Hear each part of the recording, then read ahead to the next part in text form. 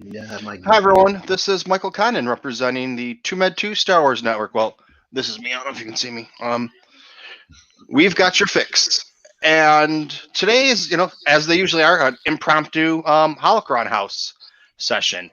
And we are, I believe this is session number 8. So this should be about chapter 7 or 8. I don't know if we, it doesn't matter. We got messed up a couple times. Didn't get whole things done. But anyways, we're here now, and that's all that matters. So with me today, I have, going through the book, Rural Farm Boy. Afternoon, friends. How are you doing today, Anthony? Better than the average bear, I expect. Well, that's all right. Be careful of them picnic baskets. You don't want to get sick. No. I see that your liquor store is opened. Yes, sir. And I got whiskey. Well, you're going to need that for tonight, because tonight at 11 o'clock is what we've been doing normally, our septic tank. There's Miss Chris and there's Mr. Rez. Pop up in the live chat. Come along to get smart with some art. Well, I might as well let everyone know that on the TooMedToo Star Wars Network, you can find the Bacta tank, the not safe for work septic tank, Holocron House, collecting with Kylo. That's what it is. Collecting with Kylo, and the Coruscant Coach's Corner. All right, so and you can find me on anything, pretty much social media. Just put in TooMedToo and you'll find me. Please subscribe and do all that fun stuff, including the new one that's on Twitch. And I also have a Patreon. This is brought to you by my patrons: Rural Farm Boy, Kylo Ren Flores, Mr. Rez, Kylo Customs, Chris from Kentucky. I think that's everybody. Did I miss somebody? Yes, sir, that is. Glad to be one. Was that all 5, or did I miss somebody? I missed somebody. So yeah, I'm hoping that list gets longer, so I can't just do it off my memory bank and have to start reading it off or have it somewhere. All right, so we left off on page 160. 132? That's what I said. Right, not there. We're getting close to it, though. I'm running a couple minutes behind. My puppy had surgery yesterday, so she's being a little extra needy. But I'll let you take a look at that, and I still need to grab myself a drink right quick, and I will be right back. So here, let me just give these people something to look at. And Anthony, you tell me what you see in this picture. Let me see what that might be. Aha, that's the skimmer Rey's on her way to the Death Star wreckage. Makes me want to go grab my Rise of Skywalker visual dictionary just in case. Well, why don't you go grab that then? If you want to grab it, go ahead and grab it, because you never know. Last week it turned out to be helpful. It turned out to be helpful last couple times we did. Yeah, because they go hand in hand. I was doing the going through the visual dictionary page by page like this one also. And then this book came out, and people said, "Hey, do this book instead and go back to the visual dictionary." And I said, "All right," because it's all about what the friends want. So it's not about what I want; it's what we want together. Yep. So, and Danielle's in the other room. She's on a Zoom call with her friends that she went to school with. So she's over in that room yelling, screaming, and drinking wine, going, "Ah!"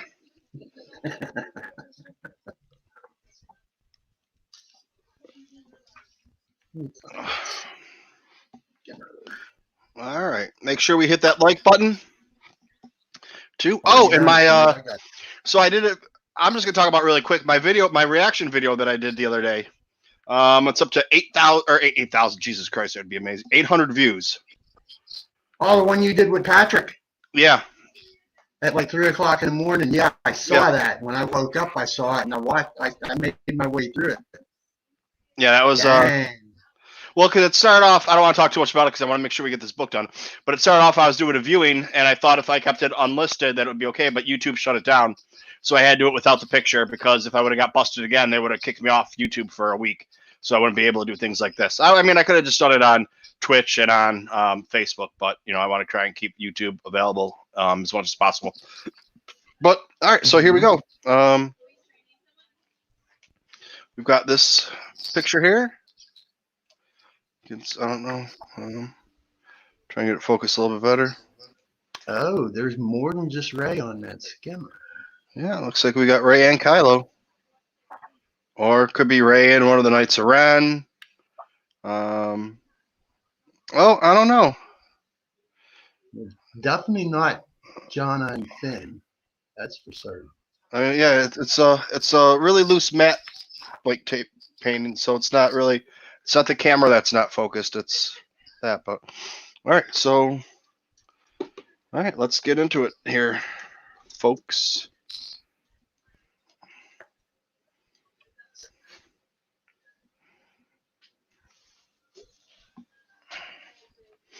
All right.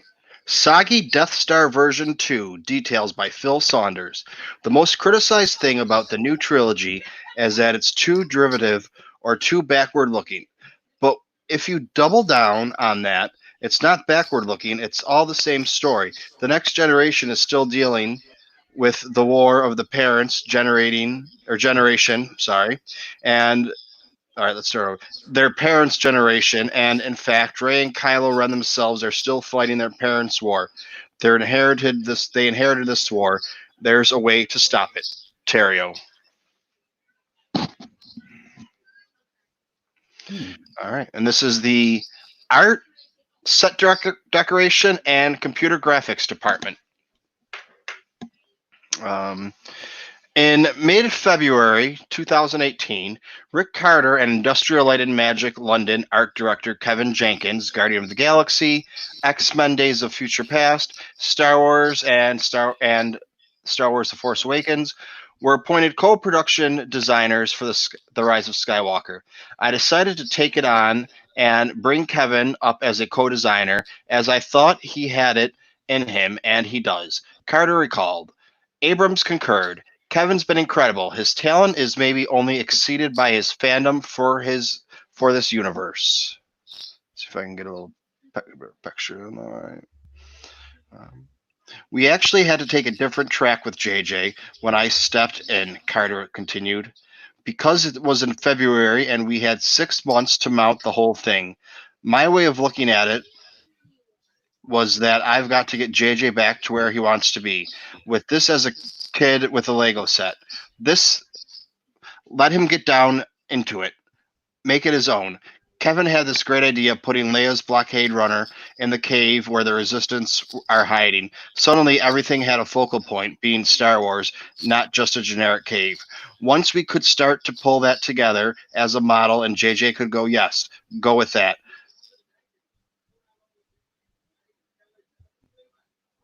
I just lost my spot. Pull that together. Yes, go with that. We could start building even before we knew all the scenes. The same thing happened with the Kajimi backlot set. As a designer on 3 previous Star Wars films, I don't want to copy what we've done, Jenkins affirmed. To me, there was no other answer to what the Resistance base could be that wasn't coming up with something new that didn't really mean anything to anybody.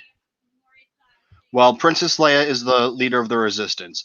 What would mean something to her? At the end of The Last Jedi, there was only a small group of them. Maybe they couldn't even have a base. Maybe there's no base. What if they were living on a ship now? That's their base. Jenkins continued. What would mean something to me as a fan? This is the last film we're going to get with Carrie, who is sadly no longer with us. As a tribute to her, let's go back to the very place that we started all of this. Let's go back to the first shot of Star Wars, because we are finishing the series of 9 films. What if she's in the actual blockade runner from the first film. While in the midst of Solo, a Star Wars story, post-production ILM designing supervisor James Klein began work on The Rise of Skywalker 3 days a week for 3 months as a design supervisor, a role he would take on full-time after Solo's theatrical release. Following a scout of Cappadocia, Cappadocia, Turkey, someplace in Turkey, I don't know, by locating production manager Martin Joy on February 16th. Hey, that's my birthday. Everybody send me gifts. You got a lot much time to plan. You got 9 months to get ready for it. The region's unique hoodoo rock spires and underground caves began to be incorporated into Festival Planet paintings by the Rise of Skywalker art department and the February 20 art department check in with Carter and Jenkins. The three main veins of Star Wars were defined as amazing cultures that represent us, heroic swashbuckling, and intimacy of romantic love stories of opposites. When discussing the festival, the Western Horse Charge on the surface of the Star Destroyer, and the Force lightsaber fight between Rey and Kylo Ren. So way back then, they were talking about that horse charge thing they wanted to do. So everyone that said that it was, bullshit and they put it all in at the last minute, that was planned for a long time. On February 22nd, not my birthday, but a few days after, so if I get the gifts then, that's still okay, Rick Carter visited Lucasfilm headquarters in San Francisco for a 2-hour trip-out meeting, as they became known with the Doug Chang-led art department in discussing his new co-production designer role. Carter compared himself to Luke Skywalker, continually trying to throw the metaphorical lightsaber away, but it keeps flying back and bonking him on the head. Carter also compared the assembled designers to the diminished resistance in the Millennium Falcon at the conclusion of The Last Jedi, asking, is this galaxy worth saving? If no one answered the call? Is the galaxy worth saving if no one answers the call? There's a question for you. There's a philosophical debate we can have later on. And the original Star Wars was reflected in the 1960s counterculture hippie, the Rebel Alliance versus Nazi, the Galactic Empire. Carter wondered who the untitled tribes were now, referencing painter John Ensworth's work, Christ's entry into Brussels 1889. Carter discussed the coming together of the resistance, the shipbuilder, spice runners, and horse nomads to defeat the evil First Order, and the Jedi prophecy of the Chosen One, the Skywalker who will bring balance to the Force in the end. Star Wars is a tragedy with the happy ending. How do you earn that? Star Wars is really just Apocalypse style with the happier ending. Essentially, you go to a temple and you encounter the darkness, and you have to determine whether you're going to become the darkness or not. And there's a ritual. The films could have just been about Willard going to assassinate Kurtz, but instead it became part of a much bigger blood sacrifice, and that made it powerful. Coppola could leave that movie when Willard walks out of the temple, but Star Wars has to go another step, go to the far end to redeem it, and just not the story or for the character, but come all the way back to all those people that you've lost along the way who are now in the afterlife, and have it mean something for us because it means something to their legacy. Transitioning fully onto pre-production for Jon Favreau's Star Wars TV series The Mandalorian, the final Rise of Skywalker art department meeting for Doug Chang's stateside team took place on March 5th, 2018, with only 5 months until August 1st, the first day of the Rise of Skywalker principal photography. The pressure was on for the collective Pinewood Studio-based production departments. All right. So, yeah, that's what we got. This camera's a little bit off, too. I'm trying to fix it. Oh, that's a little better. Maybe that. I don't know. We'll see what happens. So, all right, there we go. All right, people in the chat. This is a conversation we can have later on tonight in the septic tank because we can get down to the brass tacks of it all. But is the galaxy worth saving if no one answers the call for help? Do they deserve to be saved? Or should they just have run off and, live their own little life as pirates or nomads or in the Outer Rim, and knowing that they'd be able to survive that way, not knowing that they were going to maybe sacrifice themselves for people that really didn't give a shit about them because they didn't decide to come help out. So, yeah. All right. And let's see what we have going on next. We've got some art. Who would have thunked? Yeah, that's just a picture of the sky. So it's not like it's not coming in good. Just more pictures of the sky. We got a little lightsaber action battle going on. And a bigger lightsaber battle action going on over here. Looking Appears to be on Agent Class. It does. Those first couple pictures you couldn't really tell, but then you come down to this one, and that's what you have. Aha. They were fighting. But who's who? Why does somebody have a red lightsaber? Is that just for contrast in the color? Because up here you got a red, or you got a green and a blue. So, yeah, there's a good question, especially since that photograph on the right-hand page, the bigger one, the two participating in that fight are wearing those training helmets. So, is this meant to be Rey and Ben or Luke and Leia?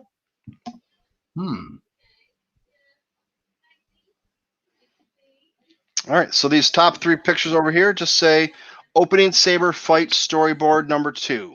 It's kind of operatic in a way, isn't it? One of the notes that JJ's been given for the sequence between Rey and Kylo on the Death Star as well has been make it more operatic. That's from Klein.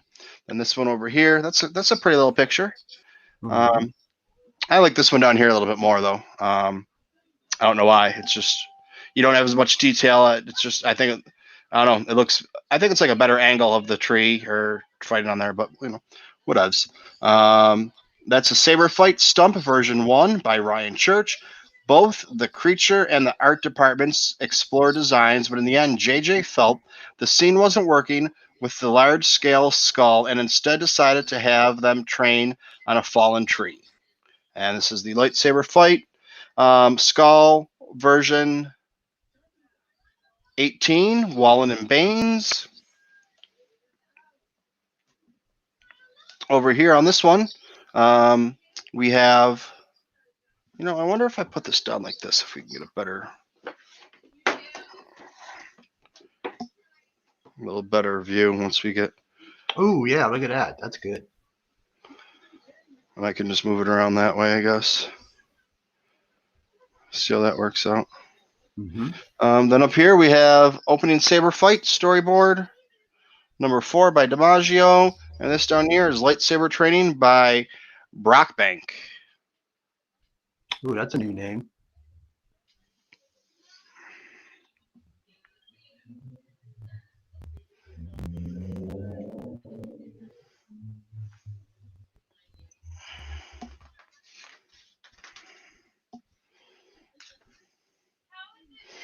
And I'm doing this one on Facebook and YouTube. I'm gonna do a little bit more of the family-friendly stuff on the Facebook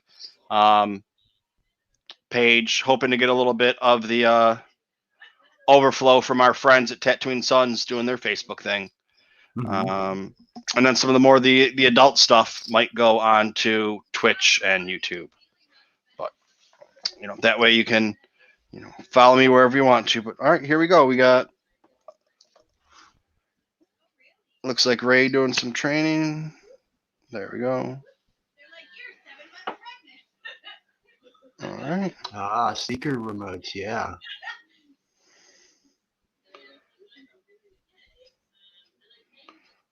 Oh. What is going on there? What is going on there? Oh, there's Ray and the Serpent. A little more of the action going on here. I'm getting myself dizzy. This camera action. I need a new cameraman.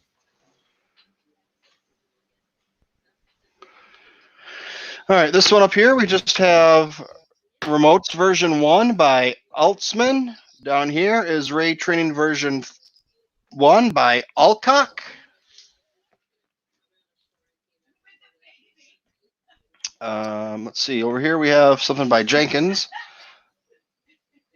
For Ray's training, we made a second spot in Black Park, a public park adjacent to Pinewood Studios. We kept cheating because as you do a Star Wars, if you turn around the corner, sometimes you end up on the same set. We went to this place that was about 10 minutes further into Black Park and literally dug a massive chasm. Then we dressed probably about 150 feet wide by about 70 to 80 feet deep of pure jungle behind it. All right, this one up here, you got Ray Training version 1, Chasm Jump version 2, Serpent Healing Moment version 1. Oh, I'm sorry. Elcott, Bob Cheshire, Eric Timmons, and Ray Woods Training version 2B, Altsman. So they were at Pinewood Studios and they went over to a park and they just dug the shit out of it and said, here you guys go. But now we got that jump for her to do. Yeah, I do remember seeing when it was still when they were filming. I remember seeing some of the spoiler pics of what all they did at Black Park, dressing that set up. Okay. We got some pictures of the Rebel base, it looks like, over here. More Rebel base action going on. Well, it seems a little bit more well done. I don't know what the hell that is. Big old twisty tree. Appears to be. Yep, roots all over the place. Kind of Dagobah looking.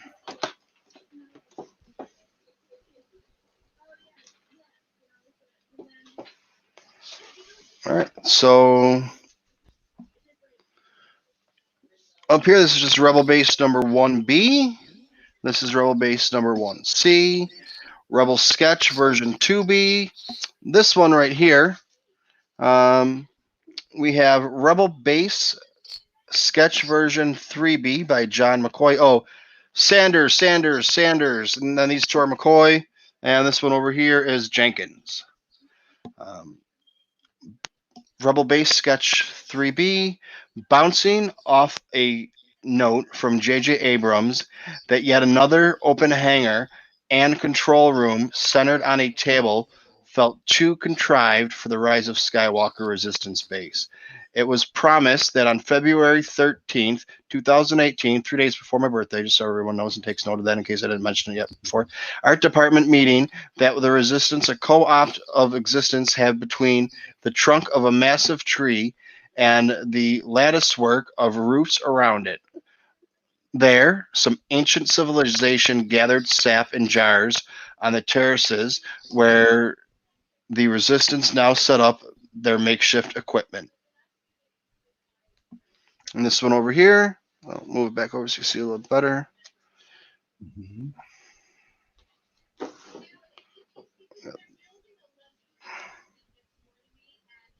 Get the focus in there. So there, looks like Ray's home in there, but we're about to find out, maybe.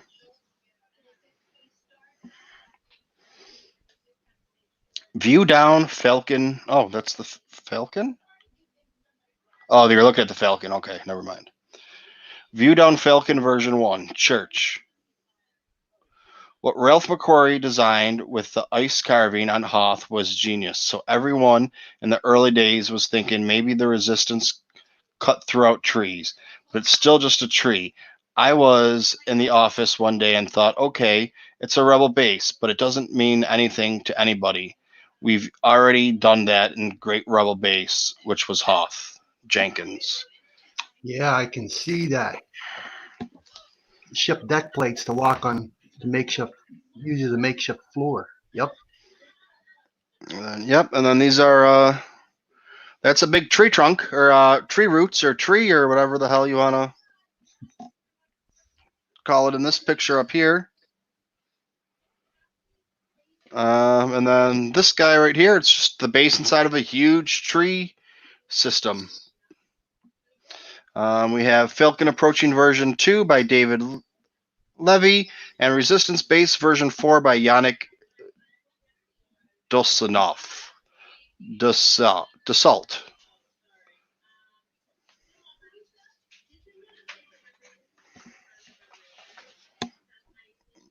Ooh. Some more pictures.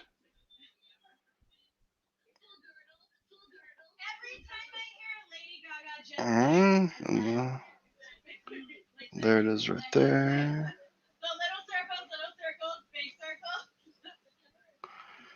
A little more. There's the engine banks of the Tanda V4. Right there, yeah.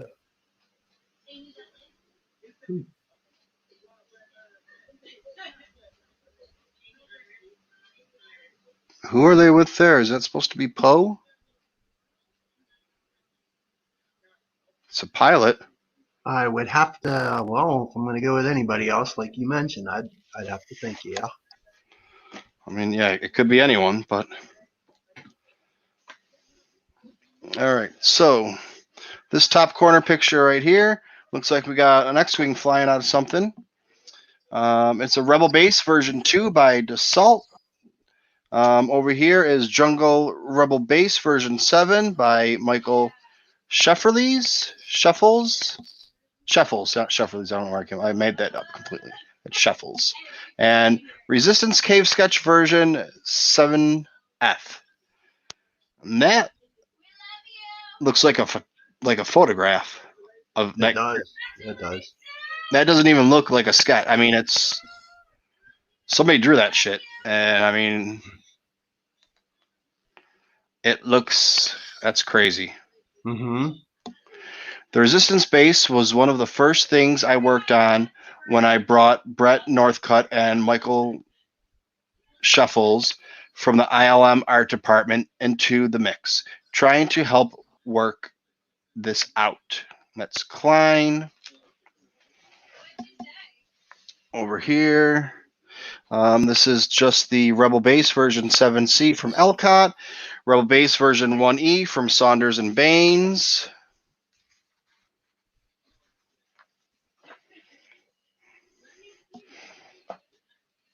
This was when I looked at it, because I usually just kind of leave it open and we're starting this page and doing whatever.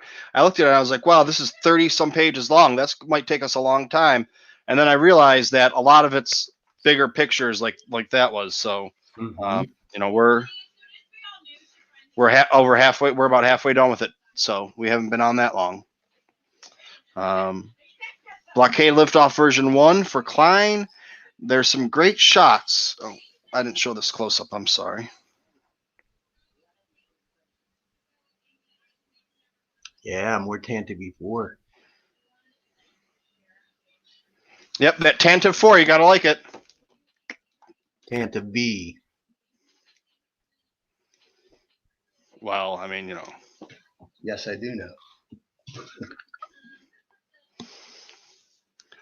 There's some great shots in them stroking the engine. I think the blockade runner is going to take off out of the caves and head into battle, which is going to make people cheer from Jenkins. And then down here, Resistance Cave Sketch version 6C from Northcutt. Okay, over here we got some what looks like some ships around there. Doesn't look like 14,466 or whatever it is, but it looks like a lot. And then we got some more tracking going on somewhere. I wonder what that could be. And then we got somebody looks Power like a Ranger. Looks like Power Ranger. Oh, look out! That's a Mighty Morphin Power Ranger in Star Wars. You heard it first. Rural Farm Boy has lost his damn mind. All right, and then we got it's a full page right there. I'm trying to make. Chat knows I call it like I see it. That looks like now we're getting familiar. Yeah, yeah. it's now. Is that the Red Ranger there? That's what first struck me when I seen it. I don't know who the Red Ranger was. I know the chick, Neither the do hot one I. was, the hot Power Ranger was high. Yeah. The hot Power Ranger was the pink one. I don't know what any of the other colors were.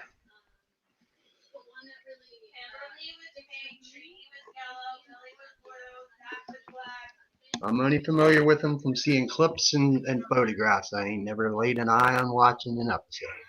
And Danielle's behind me. She just ran out to get some more wine, I think, and she's yelling at me about what Power Rangers are who. But I didn't really pay attention. So, all right, because I'm wonderful that way. Okay, this picture up here, we have Fleet Arrival version 4 by Church and Klein. Hidden Base version 1. That's the one where Anthony's seeing Power Rangers and Captain Planet and all these other things over there. Ooh, I didn't think of that one. And then we have the Base Loop version 1, Andrew Booth and Blind LTD. The First Order are very cold. The Resistance are warm and organic. They have this jungle world. How can you express that throughout the graphics a little bit? It's mainly through color, I think. I don't really know what that. I'm not really sure what that means or what they're trying to show there. But okay. Like I thought that. Picture? No, this one here. Oh, that one there. Yeah, that looks to me like what we were shown when Rey is on her way to Exegol, and she's got the Wayfinder that's transmitting back to the Resistance how and where she's going. She's broadcasting. That's what that's what I thought too. But this is I don't know if it's just not the right thing. I mean, it looks like that. I mean, that's what I thought when we saw this picture first, and it sounds like this one is talking about this picture, but it's pointing. The arrow's pointing to this one, and there's no description for this at all. So unless that was an error or something like that, I don't know. Maybe we should take a picture of it and send it to Phil and Matt and say what they have to say. But anyways, yeah. Celebration number 9. Okay. We had to get all the groundwork and everything ready first. Then it took about 4 or 5 weeks to get to the enormous amount of plants there were, or plants in there. But again, I challenge anyone to work out where they are. With the wonderful weather we had this year, our warm summer went well into September. I can't even say words anymore. When you saw the sunlight come through, Black Park could have been in a jungle. Jenkins.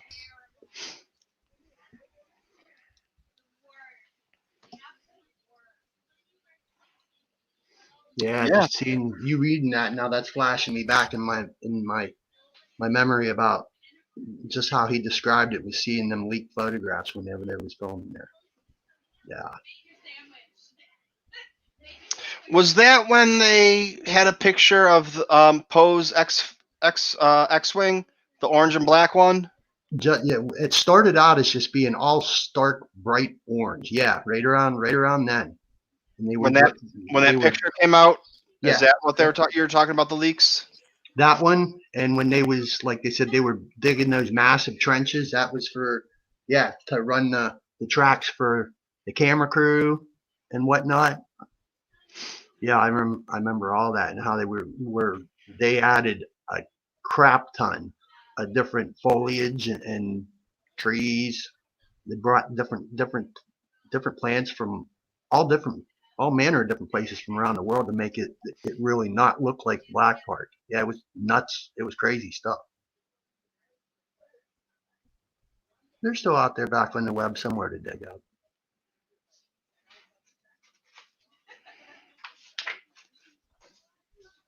All right.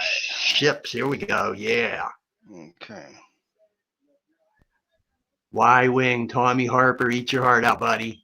First person I think of when I see a Y-Wing is Tommy Harper. Some more.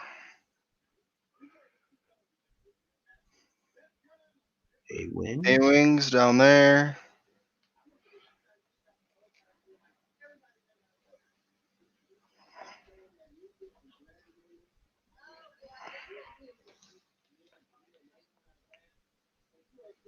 Oh, I like this one.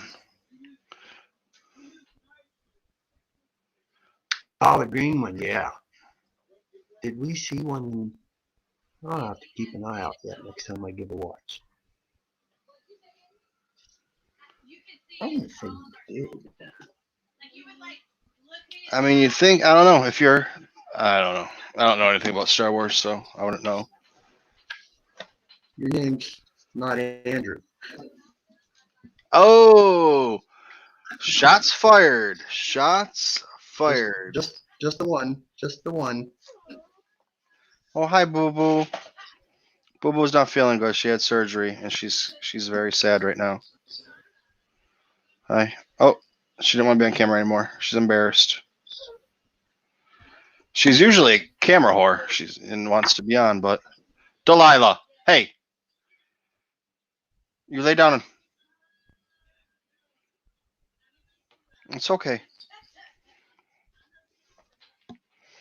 All right, so we get up to that picture there. Y-Wing Vehicle version 5. I'm trying to. That's that top corner one. We wanted to invert the next version of the Y-Wing, which we've never seen before. I've always loved Colin Cantwell's Y-Wing, which Ralph McQuarrie put in his painting, the very retro version. So I took that one, but wanted to evolve it, and it's a bit more elegant. I did a ZBrush sculpt, and we showed it to JJ. We think we need another ship out of the base of Y-Wing. He just went, yeah, okay. And my thought is like, is that the approval process? Woohoo! Woohoo! That's what I guess he would have sounded like, but I don't know if he really made that noise or that was just in his head or not. It doesn't really differentiate from that, but that was the quote that he said. Then we made it a full size one. And that's by Jenkins. Over here you have Y-Wing Paint Scheme version 2. I already kind of showed you that one, but you saw close up just a little better. And it says red, simple. It's just giving color codes for them. White, standard rebel white. Gray, pale gray. Age, heavy age, distressed, scratched, metallic blocking, heat damage, etc. So in case you got a model at your house and you're trying to put it together, you know how to do it. Then down here we have A-Wing Paint version 3. We brought back the A-Wing from The Last Jedi, which JJ was happy to use because we had two A-Wings already built. We repainted them to two of the other designs. The blue one is a tribute to Ralph McQuarrie and his beautiful A-Wing concept illustration, A-Wing Fighter from Ralph McQuarrie's Return of the Jedi portfolio instructions. The other was just another design I did from Jenkins. And then you have, so that was that one, that little blurb was about there. Mm-hmm. Then you have A-Wing Paint version 5 by Jenkins, A-Wing Paint version 7 by Jenkins. That white Y-Wing takes me back to, I'm wondering even if it is, no, it was in film. That's This a callback. guy right here? Yeah, that's a callback to, I'm not sure if you're familiar with these. The die-cast ships from Empire and Jedi. When Kenner released the Y-Wing, it looked exactly like that. It was all white with red markings. If you've seen one before, were they red or were they orange? They were they were white and they had the red markings. Looked exactly I know. like I thought that they were white and orange marked, not white and red. No, the toy was in where we see them, especially for New Hope. They're a dirty white with gold markings, gold squadron. But the Kenner toy was white with red markings. Okay. I was always really envious because I wanted the damn thing and never got one. Oh, I know that you have your different squadrons or whatever with different colors, but I thought the one that came out was orange. But maybe I'm just misremembering. But so the door, our one door magically opens, the one that goes from our bedroom to our living room, because there's a door there. Because it's just normal to not have everyone that's in your living room see in your bedroom. But sometimes it just opens even when it's like closed. It just kind of pops open because of the wind. And she's doing her Zoom call and she's talking, and the door opened up, so I just went and closed it and whatever. And she's like, "Oh yeah, he's in there doing whatever," and I can just hear her. They were asking her questions about me and Star Wars. And she's like, he'll talk with Star Wars about anybody, his friends, all night on the computer, people he doesn't even know. If he finds out I like Star Wars, he'll just talk to you for an hour or two about it. It doesn't really matter. Yeah, that's pretty much right. And that's what this is all about, making friends and talking Star Wars. And anybody that wants to look at some pictures with me right now, that's what we're doing. We're just looking at some art, because art makes you smart. You dum-dums out there. And magic doors. Dang, I want to get me a magic door. Or do you? Dun, dun, No, I do. dun. All right, so up here we have this was the B-Wing. That's it, just that picture right there. Version 8 by Tappan. Basically, we couldn't build a B-Wing, so we did a full-size cutout in the back of a black park. At the back in Black Park. When you stood back 30 feet, you'd say, that's a B-Wing in the woods between a couple of trees. Jenkins. X-Wing Loop, more bank, version 1A is right there. That's by Booth and Blind Ltd. This is the paint job 1B and paint job 1B. I'm sorry, this is X-Wing Paint version 1B by Bell. This is X-Wing Backup Paint option version 1B by Bell. So, whoever said playing with models as a kid doesn't get you anywhere, because, you might be able to get you a job at Lucasfilm someday, or wherever. Ask John Knoll. Ask John Knoll about that. And then here we go, Jenkins. I literally bought a couple of X-Wing model kits and threw them to the painters. Let's choose the most retrographic 70s orange stripe we can devise, and then add the blue to it. A lot of our vehicles have been defined throughout physical models. And then up here we have the Jungle Speeder version 4. Oh, get that in there. That's by that's by Steven Zavilia. And we've made a Jungle Speeder, which was literally a hybrid of early Joe Johnston and Ralph McQuarrie's speeder design, snow speeder designs, but we did it green as if it would hang around the jungle.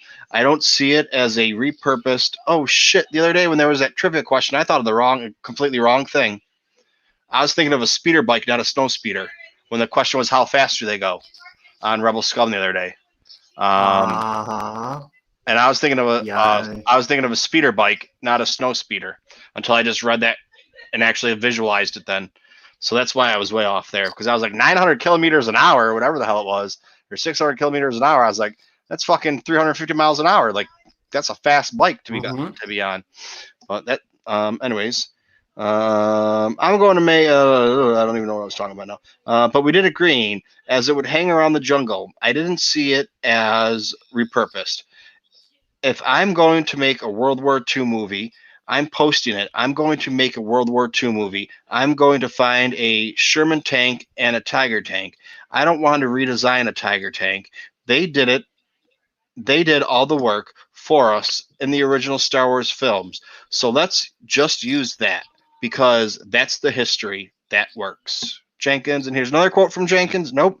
This quote from Jenkins is for the next page. So we got a little flippity flop going on. And Dale just joined us. Thank you very much, Dale, for stopping by.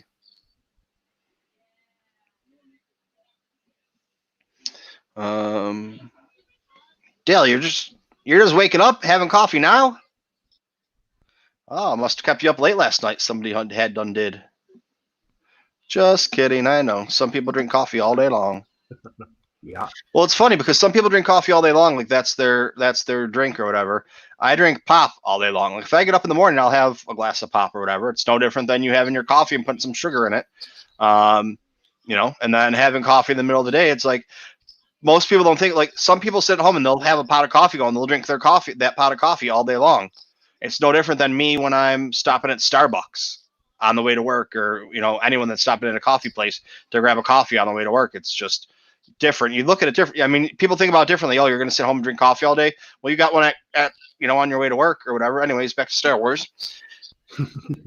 Fixing Hammerhead version 04. Sheffels. JJ asked, well, the blockade runner is very big. How do I introduce human scale to it? Whatever we shot it, we put a person on it. So there's people rappelling on the ship. Jenkins. All right, here we go. Meow. Oh, yeah. That's almost a full picture right there. So I'll give you a little bit of you know, you see what we got, what we're working with. You know, so that's that page, but you got people up there working on it. I forgot to block off the sunlight from this, and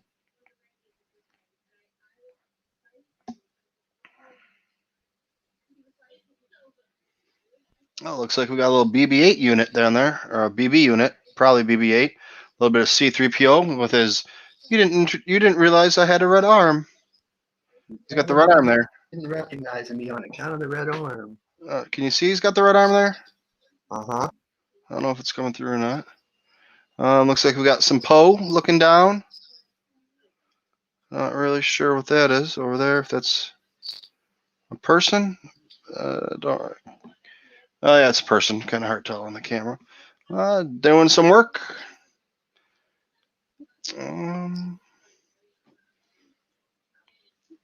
I want to say that's Ray, but it could really be anybody. It looks a little naked for Ray. But you know those art guys, they're perverts. Just kidding, all of my art friends. I'm just joking. You sons of bitches, don't be so sensitive. I mean, did you ever see the cover of the original Little Mermaid? The VHS tape? Google the cover of it. There's porn going on. They used to draw porn. Yeah.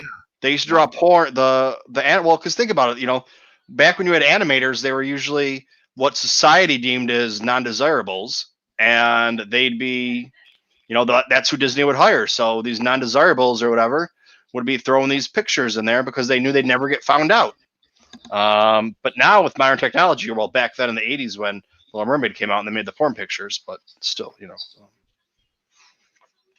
Oh yeah, we still got quite a bit to go in this chapter.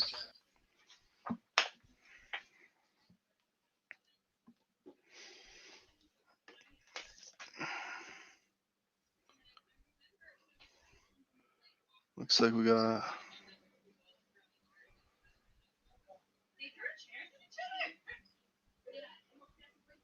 It looks like to me now. I'm also sitting far away because of the way I got the book set up and sitting. So, looks like Maz Kanata talking to Ray, but it could be anybody. We got another picture over here. Looking behind the Millennium Falcon. Looks like maybe more trees. We're looking behind the trees. General Leia. Looks like Leia. Maybe that's just a bad drawing of Leia, and it's not Maz Kanata, it's Leia. But then we got some more Poe going on here. Maybe not Poe.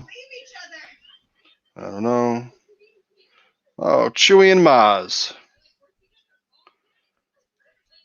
Maz loved her some Chewie. Mm-hmm.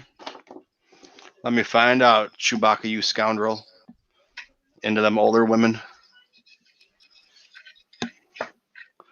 All right, so this one over here, we just have Rebel Hangar Composition, Study Version 33. This is a Resistance base sketch. Oh, and that's by Whalen. This is a Resistance. Oh, I'm not even fucking on here. We have the Resistance base sketch. I went to JJ at Bad Robot with these 5 little pencil drawings, and I said, what if there's no base? What if the ship is the base? What if there's all these cables coming out and it powers all the machines, and that's their generator, their home, their everything, and it's just sitting in a cave? That's all they've got. But they're rebuilding. JJ loved it. That's fundamentally where that base came from. And that's from Jenkins. And down here with looks like Leia again, we're about to find out maybe. Hidden Base version 3. And then JJ asked, can we see the white corridor? So when the camera goes past, you go, I know the corridor. That's the white corridor. Vader entered. So the blockade runner, in a history for Carrie and her last moment on screen, but it powers the new Resistance and the heart of where we started as Star Wars fans. It's day one, Princess Leia, blockade runner, and we're finishing this film series. There was a very deliberate design decision from Jenkins. Okay. Right there. This guy up here, this top picture. Mm-hmm. I'm trying to be able to read and see, but you gotta see it too. This wide shot got the whole conversation really rolling. JJ felt that had a really nice color palette. The amount of green and shadow coming through, blown out, was what he was responding to.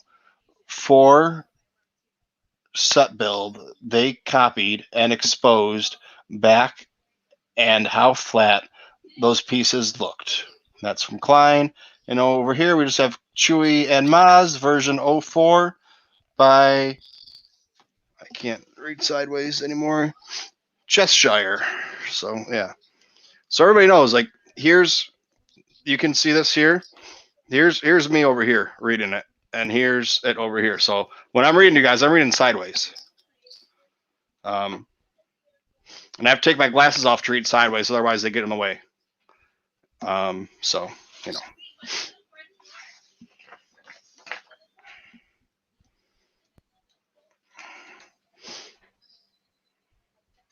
Golf droid. Hi, Bobo, you sleepies. All right, and we got some.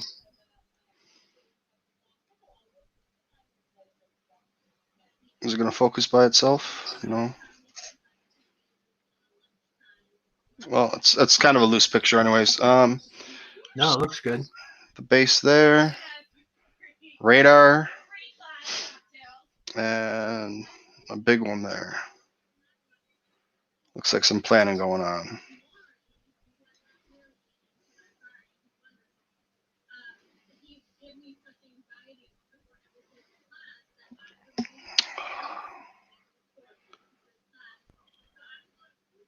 There it is. All right. Right when I was like, oh shit, I'm done. Okay. There you go. That's doing some planning. And then over here on this one, we got some pilots chatting. And we all know this picture.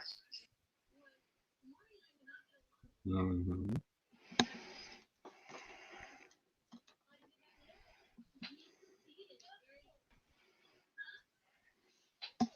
Okay, this top one over here, it's just Droid Table version 1 by Alcock. This one that we saw with the Resistance is the Resistance Radar Loop version 16 by Booth and Blind LTD. One of the things that we were told at the very beginning was that the Resistance is on its knees. I think the First Order is also on its knees because the fight is still going on, but everything's a bit broken. The universe is fragmented. One of these things the graphics represent is the fragmentation of the universe and things not working well. Booth. And then we have the Control Room version 8 by Wallen. Excuse me, I'm sorry. Then over here, this picture is just the Resistance K version 3A, Shuffles and Banes.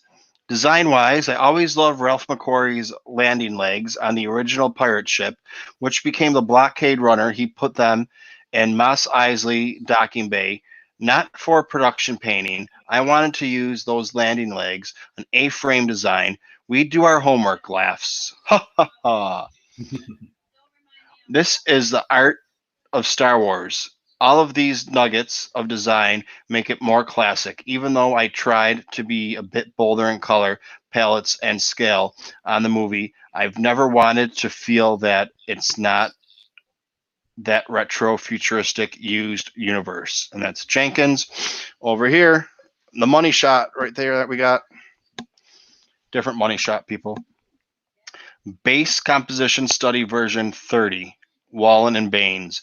We had a lot of really cool backstory on Leia that Michael Arnott had developed. How she had worked really hard to rebuild the Republic after Episode 6, and at a certain point was discredited because it was revealed that she was Darth Vader's daughter. We know that book. Cast out of the, if you don't, that's Bloodlines, people, go read it. If you don't read, get the Audible version. Put on your car when you're driving, doing your music. Put it on while you get in the shower and taking your morning poop or whatever you do. And you'll get the book done in a couple days, weeks, whatever it takes. Depends on how long, your daily constitutionals and your showering takes. But, whatever. Anyways, while you're getting your makeup on for you ladies, too. Anyways, Leia's then at a loss to what her role should be. All of that is really interesting.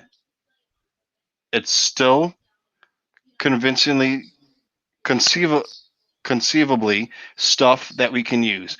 I remember Michael saying at one point that Carrie is a survivor and Leia as well, and that's what we are saying about her, tapping into what that actor can do, what feels real to her. Heart from the May 21st, 2014 IPDG meeting.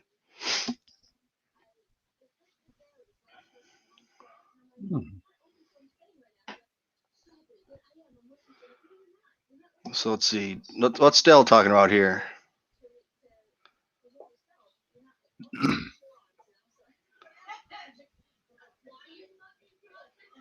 Jamie Costa dropped characters in quarantine premiere. What are you talking about here, Dale?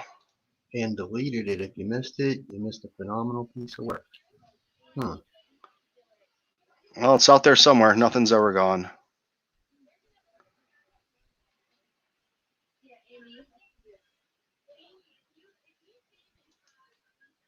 Oh, it seems like he's multitasking. He's watching here and something else at the same time.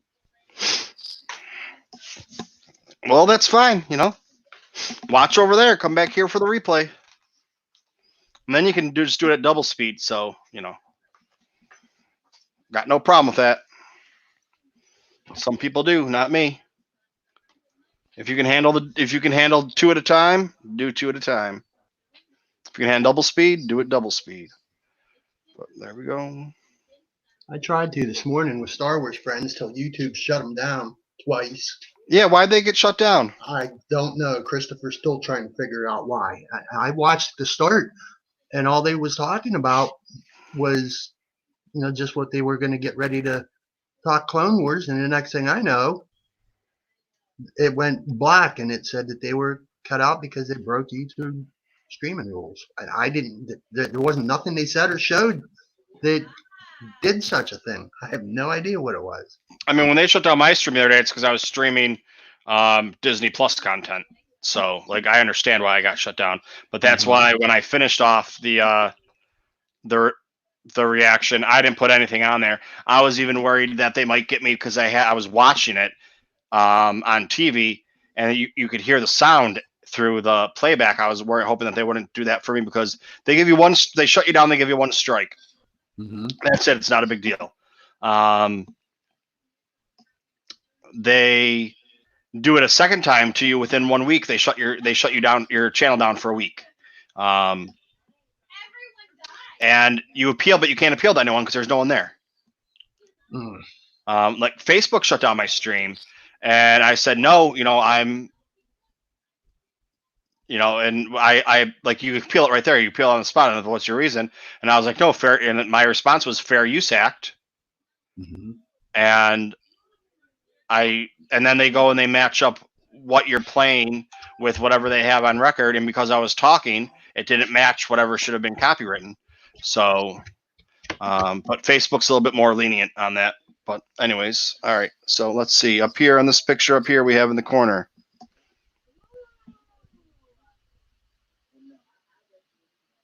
Oh, Dale already watched it. He watched it yesterday. Alrighty.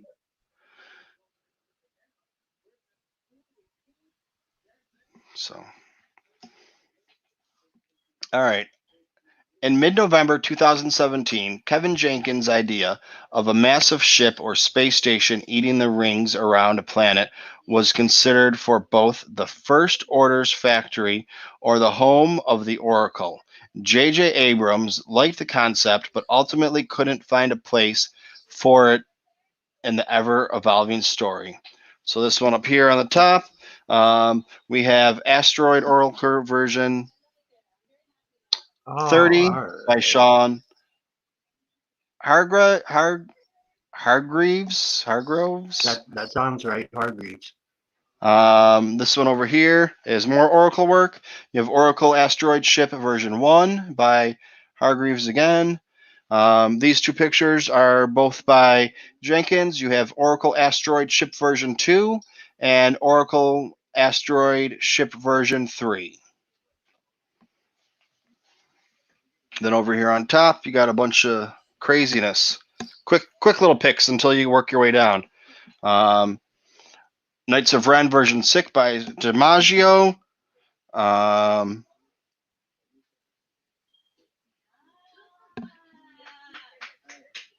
This one is Knights of Ren version 7 by DiMaggio. This one is this one is Knights of Ren version 3 by DiMaggio. I'm going to guess they just didn't label this one because there's no label for it. It looks similar to the other one, so I'm going to guess it's DiMaggio, some kind of Knights of Ren thing. But then you have down here, the big guns come out with the fine artwork, or high detailed, I should say. Kylo Ren Wade Through version 12 by Wallen. I mean, you got the detail in his mask on there and everything, and the reflection. So, you got some quick little cheapy artwork here, and then you got some high detailed stuff down here.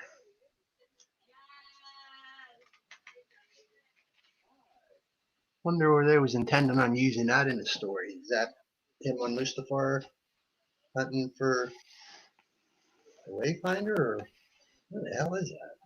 It could be. I mean, it's before they finalize, so we don't really know what their concept was of a lot of the stuff. And we'll find out a little bit more because here we have Kylo Wade Through. Aha. A little more action over there.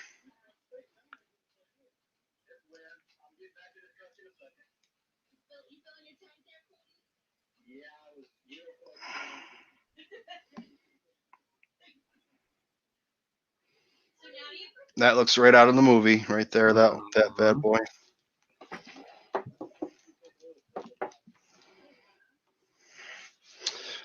This one up here is Wade Through version number 2 by McCoy. This one down here is Wade Through version 3 by McCoy.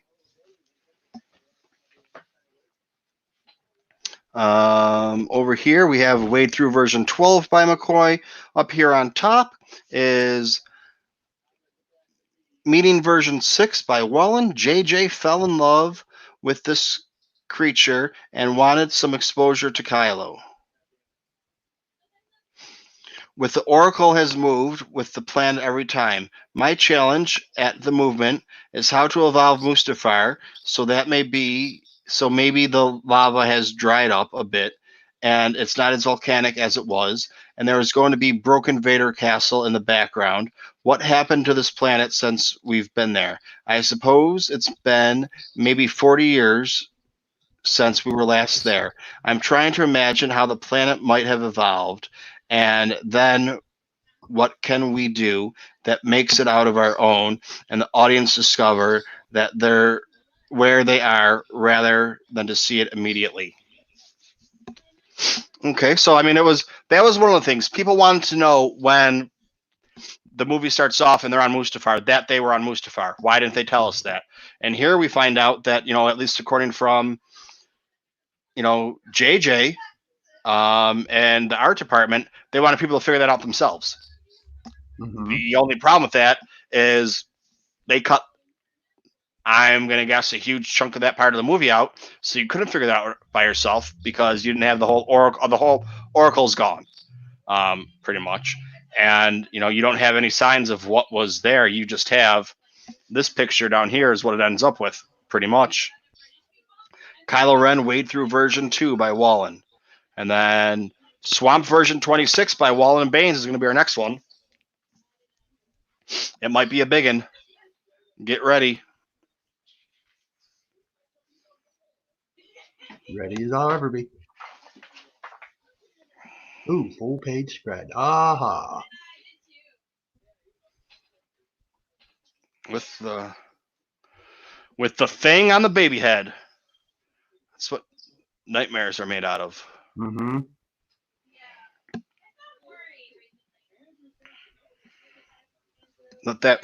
That's what your Star Wars is now.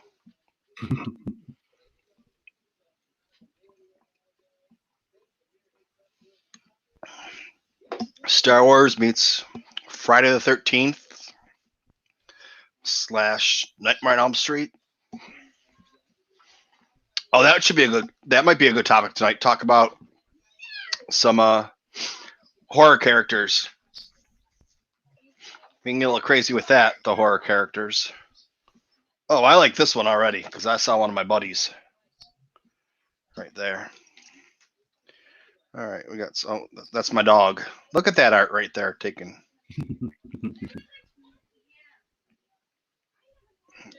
What's that one? Some more Oracle. What's that? We can tell what that is because it looks like a mountain, but it's not sitting on a mountain. Then we got some dome action going on. Mon Cala skull. Okay, and that middle one, if we can focus on it. Nautilin skull. Gamorrean skull. I like them Gamorreans. I like those guys. So this top picture right here, we have Black Park Swamp version 54 by Wallen. This middle picture right here is Black Park Swamp version 42 by Wallen. We're trying to make peace with why there's water on Mustafar. So we're going to make it a boiling lake. And when we're in the forest, there's ash burning the trees and things like that. Also, there's a colonial settlers there now. People have taken Mustafar back. That's why the forest that we're doing, their fighting only has saplings. They're only been there for 20 or 30 years rather than the hundreds of years that big trees need to grow. Jenkins. And all right, so we have, I don't know what these are for, but Akbar Skull version 1 by Chris Rosewern, Kit Fisto version 2, or I'm sorry, Kit Fisto version 1 by Rosewern, and Gamorrean Guard version 1 by Rosewern. Not sure why we got skulls here, but we do. You can see in this middle picture here, we got skulls there. Does that mean that, I don't know. Why would the Gamorrean guards be there? I don't know why that. Nothing. I have no idea why that fits in. Is basically what it is, because Kit Fisto wasn't killed there. Kit Fisto was killed on Coruscant, right? Mm-hmm. Yeah, Kit Fisto was one of the ones that went for. Okay, and then Akbar, he's floating in the in space somewhere. In orbit around the car. So yeah, I don't know why we got that of him, but you know,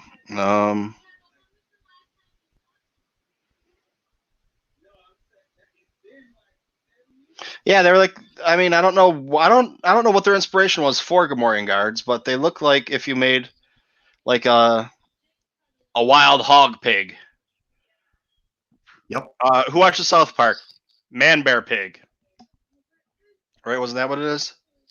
I ain't familiar with that. Not a watcher. Man Bear Pig. It was. It has to do with Al Gore and how he makes all of his stuff up when it comes to climate change and whatever. And he claims that there's a bear pig, kind of like Bigfoot, but he goes around eating people or whatever. But yeah, anyways, to get back to Star Wars now. Although politics are involved in Star Wars, politics and religion. Politics and religion, the two main things of Star Wars. That's what it's based on. We got this guy over here, and that is a Forge Grill version 2C by Brockbank and a Tool Rack version 1 by Cheshire. The storyline has things that are still just being connected now. That the nature of this darkness is how it's represented and how it relates specifically to Rey and to Kylo Ren.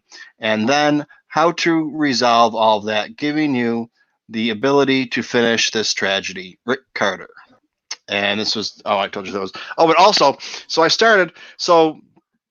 when I started doing the Bacta tank, and then I decided I was going to start putting them on video, I was trying to edit them and make them nice and pretty and everything. And that was just, I don't have the time for that. So I just started putting them out there. And now I've decided, since I'm having people on as like featured guests or special guests to start off the show, because it's not really an interview. I mean, last week I had on the Bombag cast, we talked about aliens and getting probed and, what Scotty does when he disappears to his bedroom in the middle because he can't, wait to go rub one out in the middle of talking to us or, whatever. I mean, so it's not really like an interview. It's just kind of like the same thing, just friends talking about whatever we end up talking about. No, I can't unread nor unhear. Damn. Or unsee because you saw it too. So we got Scotty got all your holes covered from that one. Oh, yeah. But so I'm taking the when I have the guest on or the featured person or whoever's going to be on that week, I'm going to put that for the podcast, the audio version. Because that will also keep it at an hour and a half or an hour 40 minutes or whatever it is instead of 4.5 hours and having to put 2 on there. So I figure if somebody wants to listen, they can go ahead and listen to that. And if they want to listen to the whole thing and the debauchery, they can turn into YouTube because, you can listen to YouTube without having to look at it too. So, and you can do it double speed, make it just as fast. That's what, when I'm walking the aisle, a lot of times I'll have something on, I'll have YouTube on. But, oh my God, she's screaming in there. Ah! Have another bottle of wine with your friends all over the world. I can't say anything. If I drank, I'd be hammered right now, probably from an hour talking with you guys. I'd probably be on my 12th beer by now. I used to drink a lot of beer. When I used to go out, I used to go to the bars. I'd do 6 minute. Well, if I was, when I first started, it was usually 6 minute drinks, but I would do a beer and a shot. So after an hour, I'd have, 6 or 10 beers gone and a shot with each one of those. And that was my first hour to get me started. The good old days. But that's why Mikey doesn't drink anymore. And then I'd stay. And it wasn't like I would just do that hour and go home. I'd be there all night long. That's, we just had to get primed. We had to get ready to go. Yep. But all right. So anyways, people. Star Wars. That's some Star Wars right there. Got some more Star Wars stuff going on. That one looks kind of interesting right there. Not really sure. Oh, that's that ice dude. Mm-hmm.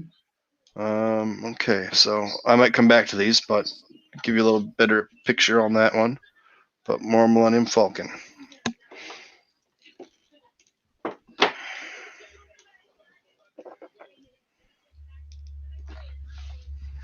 Okay, so this top guy in the corner is Chase Sketch version 21 by Klein.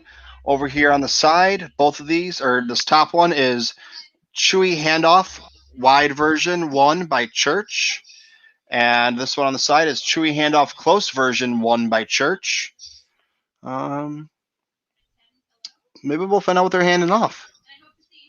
We added a new top hatch that didn't exist before, but that's the beauty of the Falcon.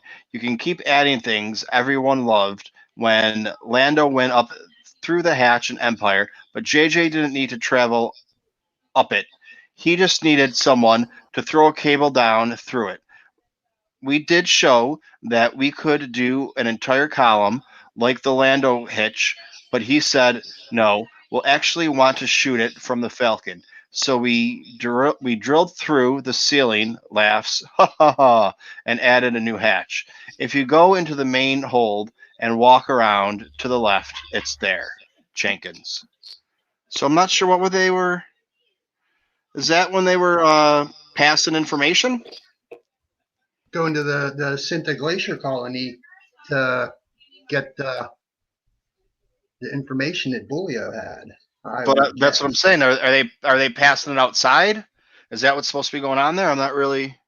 It probably started out as something like that, like a data tape or some such, and ended up being that cable that he drops down into the Falcon and then plugs into R2. It probably started out as a data tape. I would, if I'm gonna guess, I would think it may be that. All right. We have Ice World Established version 1. To be honest with you, hang on a second here, folks. All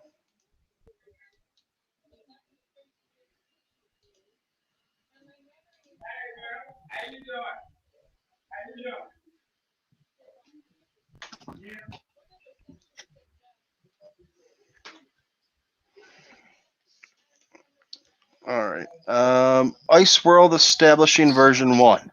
To be honest with you, the most inspiration we found was Chris Frost's illustration of the iceberg being towed by a space barge, the cover illustration for David Principle's The Ultimate Guide to Science Fiction, an A to Z of science fiction books.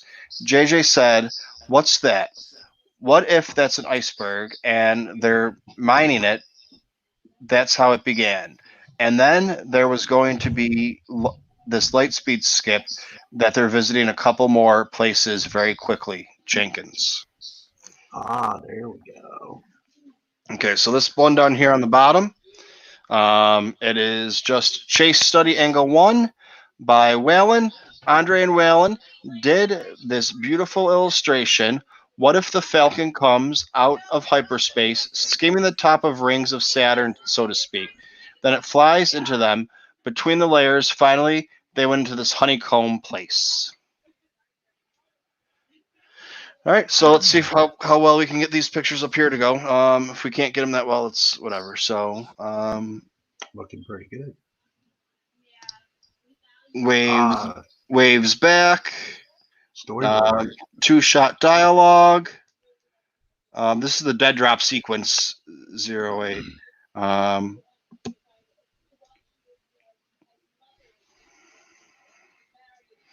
And the reason I was questioning that other picture, though, because it looks like they're passing a person. Here, let me go on close on that one.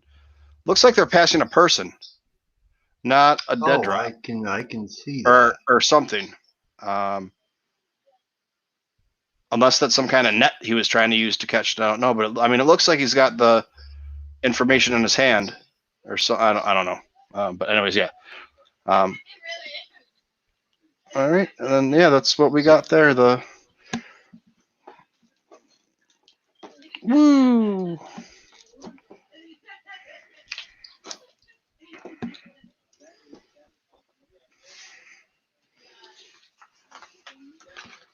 And that's it, folks.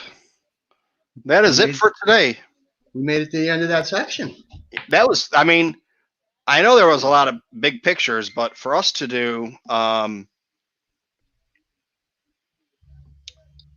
60 or 30 pages that quick is kind of impossible. Yeah. We're just hitting an hour and 20. Somebody just sent me a picture. Oh, Black Series Boba Fett prototype helmet, electronic helmet, is going on sale at Hasbro Pulse. I didn't really even check out the stuff they had. I know they have a Luke Skywalker with Yoda on his back coming out. Oh, the new toy releases for this fall. Yeah. Yeah, I saw a bunch of them the other day, but I didn't even look at them because I don't have money right now to buy them. So even just for a look, I was just kind of perusing that. I want to say it was this morning, right after breakfast. Star Wars Newsnet. Yeah. Well, there's a bunch of new Black Series. There's a couple of Black Series that are coming for the 40th anniversary that they're doing. That when they came out originally back in 1980, they were misprints or the names were spelled wrong or something like that. They're making those couple figures the same way with the misprinted names or the wrong names or whatever on there. So, just something to get, but like I just got a case of Black Series and I got another case ordered of Black Series for June. I have the 6 of the or 5 of the Black Series 40th anniversary ordered. I have the second wave of those ordered. I have 4 or 5 besides the case of Black Series I just got. I have another 4 or 5 Black Series coming in sometime this week, including the droid, and I don't know. There's just still a lot of stuff coming in, and we got Celebration coming up too, possibly. I don't know. I guess we'll find out. But yeah, that does it for this wonderful little book. Well, not for the book, but for today for the book. All right, I'll give you a quick sneak peek. Yeah, teaser for the title of next chapter. All right. An adventure unlike anything on your planet. That is the title for next one. I'm up for one. And I'm just flipping through really quick. And that's where we get into some Kylo Ren action. Where's Kylo Ren Flores? I got to make sure she's around for this one. Where are my Raylos at for this next one? We got to make sure we get our Raylos up in this piece. Oh, they don't like Star Wars anymore, so I forgot. Just kidding. Just kidding. My God, don't be so sensitive. But yeah, that's... It's only them loud few that don't. I know, and when I talk derogatorily about them, I don't mean all of them. I just mean the idiots that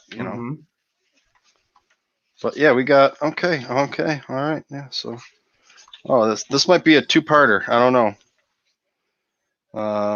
Yeah, it's 40 pages, so I don't know. I mean, well, 30 we did 30, and it all depends on how long we get talking, what we got. So,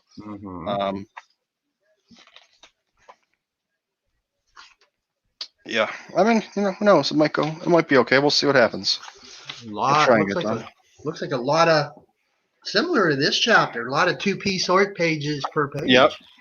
A couple 2-piece art pages. A couple of, a lot of they were showing us ship designs or art designs of Kylo and his room or other things like that.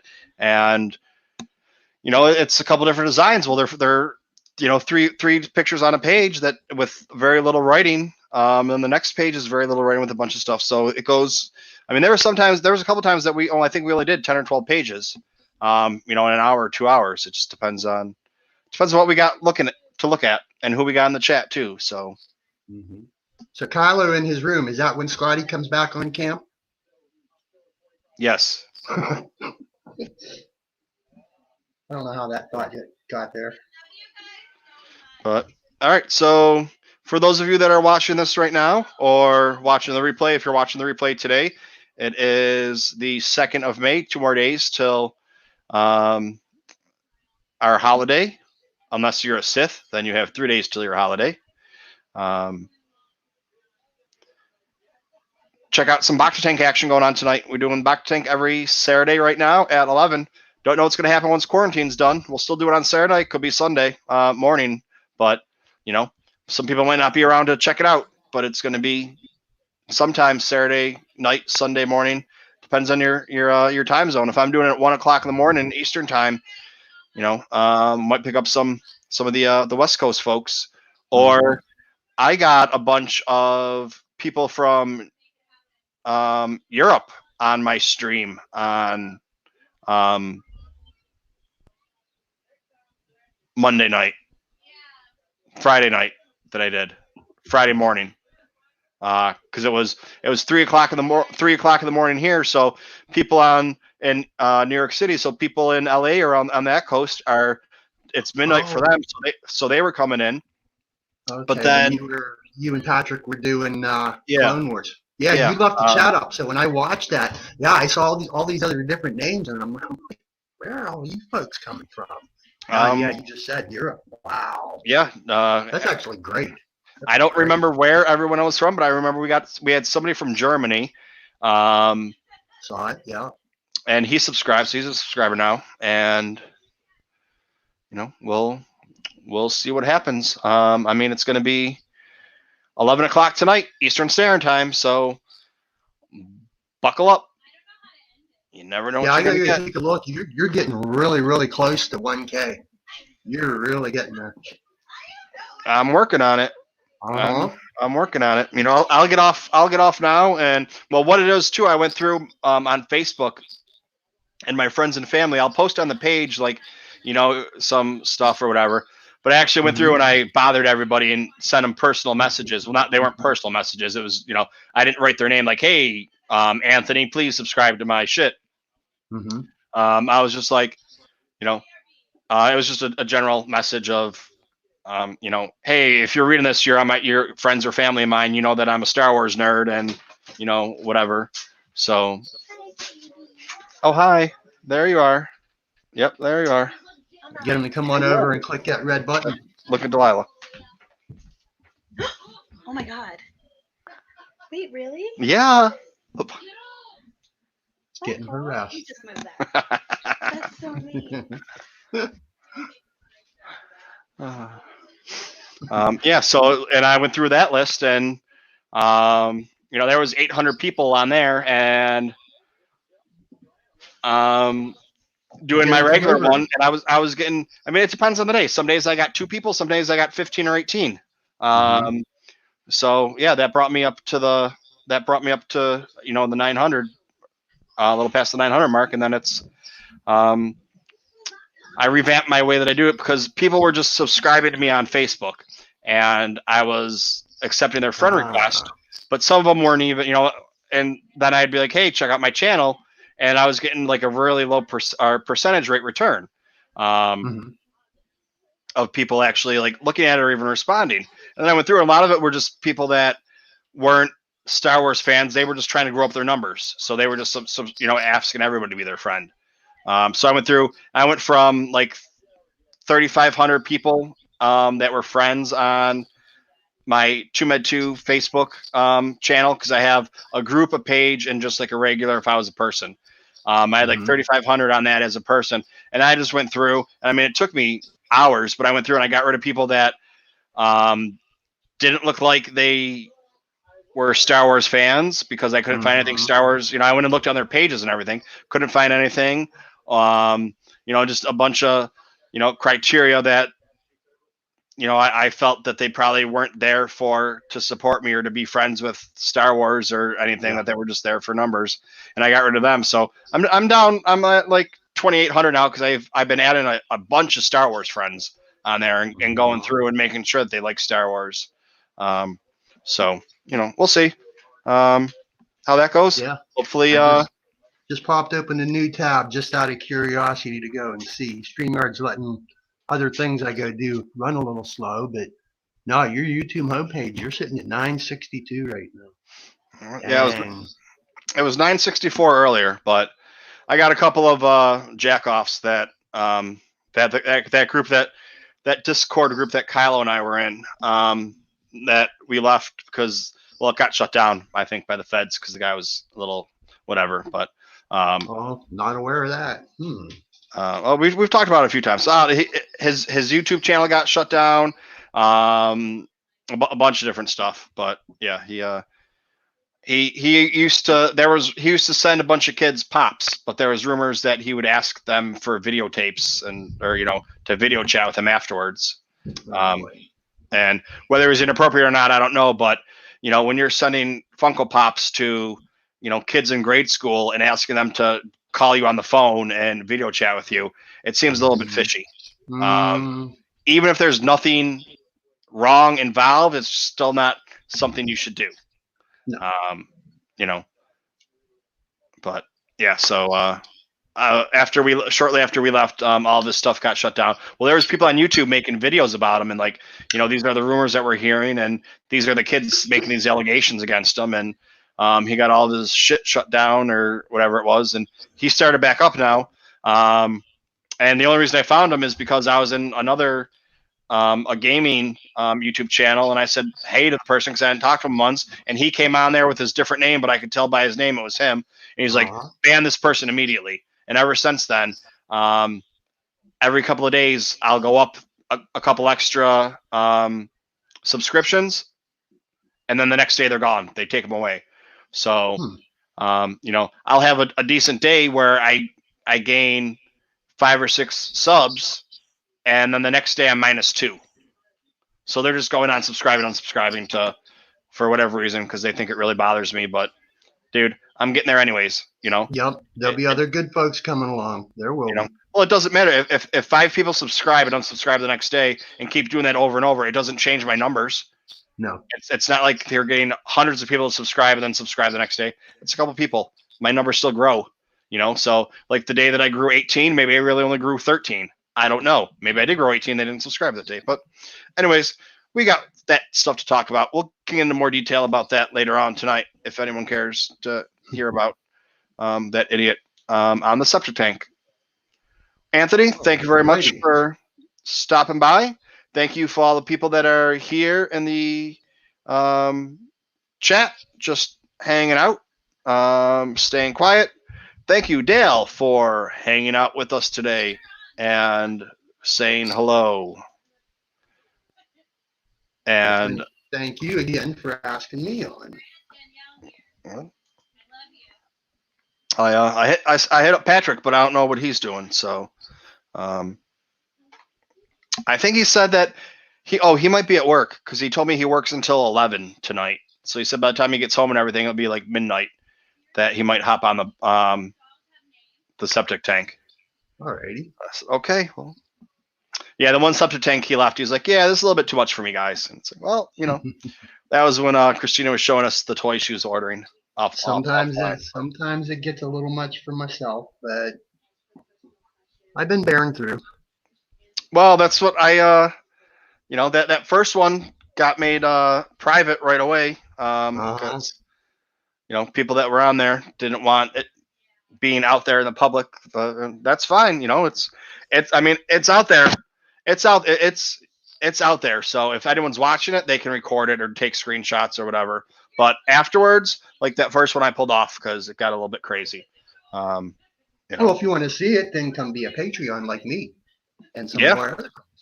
That one's on the Patreon.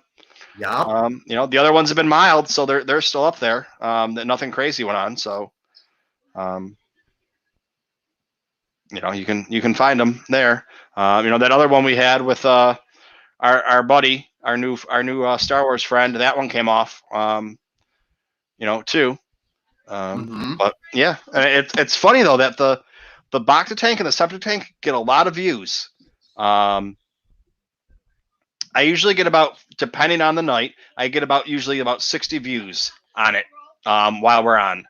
And then I usually get about another 60, 40 to 60 throughout the week till the next one comes out. And, or, roughly whatever. So it's like as many people that are watching it, or, some of them are just stopping in to see what's going on. And other people are clicking on it or whatever, but they're, they're pretty consistent on the amount of views they're getting. So, I that's help good at out. least. That's I good help at out in least. a few ways because sometimes just the hilarity and fun of it all when we go and do it, and then I'll sit and think on we carried on about this other thing. I'll go jump back on and give it another rewatch just because it was so damn much fun. Yep. Well, see, that's the thing. That's why, like I said earlier, I'm gonna do the like the featured guest, the interview, or like depending on how long it is. If it's an hour and a half, I'll put it on there. But when they're the 4 hour ones, I'm just gonna do the person that was Yeah. asked. And if you want to hear the rest of it, instead of doing 2 parts, I'm doing 1 part. Mm-hmm. Um, if it all fits into one, um, anchor to put up on Anchor, then it fits into one. Mm-hmm. If it's not, then I cut it off, or I try and figure. I mean, I only did 2 of them, so um, the first one was with Rachel, and the second one was with Tattooing Sons. Mm-hmm. But yeah, we'll see. Get a couple more of those loaded up there, get caught up, and I'm not really pushing it because that's not my thing. It's not set up for like a podcast or like when we were on today. Certain point of view, they started talking to us and they said, "All right, hang on, guys," and then they started like what they were going to do for the recording. Mm-hmm. Um, I haven't been doing that, so like you're watching, you're involved a little bit differently online. I'm not really set mine up for a podcast, so maybe we'll maybe I'll take a little note for them and see. But usually when I start, and then maybe halfway through, or when I think we're gonna or I'm gonna cut it off, I'll cut it off. But who knows? That conversation right afterwards might be really good. I might want to keep that in there. So it's just kind of going to be like, the conversation just ends, and I think that's what I'm going to do. I'm not going to try and stop it or try and get them to come over here. It's who's ever here is here, and that's what they're doing. So Oh, like that one. Yeah, there was one that you did. You was fixing to set down and stream some Fallen Order when it was the one that I missed. That Rachel was running all over the place trying to find me. Yeah, by that time I was out. And then getting set and had to talk for a good 2 or 3 hours, maybe almost 4. And that's I want to say this past Wednesday.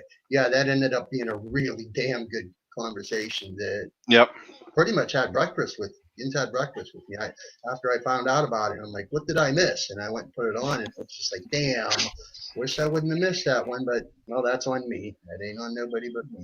Yeah, well, we got all into it, and the philosophy and religion, and Oh you yeah, know it went everywhere. It was good, a lot and of fun. she was kind of like, it's not about philosophy and religion, or let's keep it out of it. It's like, well, that's what it's all about. I mean, and that's how the conversation went from there. And Oh, when her and Ambassador went back and forth, yep. Good yep. stuff. And it's like I said, I didn't agree with the ambassador. He says in his head canon, oh shit, oh my god, we're all gonna die, we're all gonna end up looking like this guy. Where'd that go? Oh.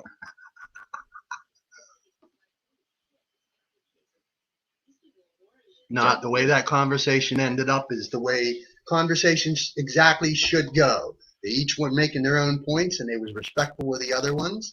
Yep. Politely disagreeing and whatnot. Yep, that's how it's done, right? I mean, completely different views on. Absolutely. And yeah, and that's what it was. I mean, even ambassador was like, he said, in his head canon, or he said, canon is the first 3 movies and that's it. Mm-hmm. And I was like, well, I don't agree with you, but and like I said to Rachel, because Rachel's like, well, I don't like this, I don't like that. It's like, it doesn't matter what you like; they're facts. If he doesn't want, if Ambassador doesn't want to watch the other movies or whatever, that's fine. Or if he considers them like ancillary material, like legends, that's fine. But the fact is, though, that's what is canon. Yep.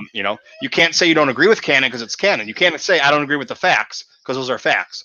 You might not like the facts. You might try and take the facts and interpret them a different way because there's always ways to put spin on facts to make them what you want or what you don't want. But, yeah, this isn't book talk. This is conversation for tonight.